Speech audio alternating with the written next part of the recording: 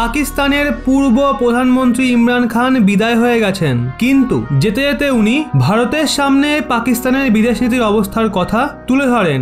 ভারতের সামনে পাকিস্তানের বিদেশ নীতি আবর্জনার বরাবর নয়। ইমরান খান দেশের মিডিয়ার সামনে এটা মেনে নেয় পাকিস্তানকে কেউ পাত্তা দেয় না আর ভারতকে কেউ কিছু বলার সাহস পায় না।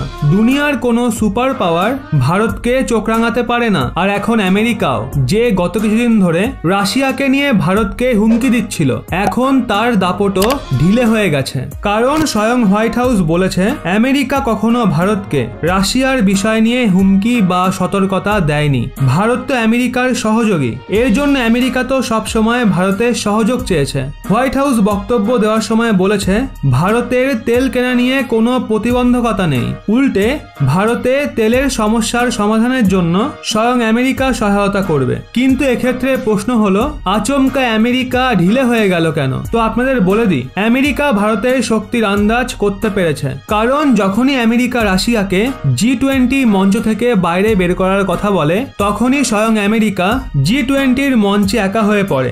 আমেরিকা এটা বুঝতে পেরে যায় G20 মঞ্চে এশিয়ান দেশগুলোর প্রভাব অনেক বেশি রয়েছে।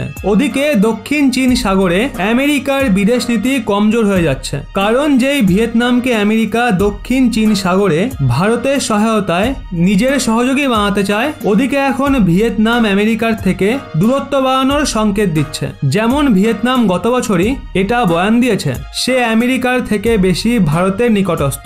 এক্ষেত্রে আমেরিকাকে একবার পুনরায় নিজের সহযোগ মজবুত করার জন্য ভারতের প্রয়োজনীয়তা অনুভূত হচ্ছে। ওদিকে মধ্য পূর্ব এশিয়া এবং দক্ষিণ এশিয়ার কোনো দেশ আমেরিকার সমর্থনে নেই। এই কারণের জন্যই এখন ভারতের প্রতি আমেরিকার সুর বদলে যায়। আর এখন আমেরিকা এশিয়ায় নিজের সহযোগ মজবুত করে রাখার জন্য ভারতের সহায়তা চাইছে। তো বন্ধুরা, এই নিয়ে আপনাদের কি মতামত অবশ্যই কমেন্টে জানান।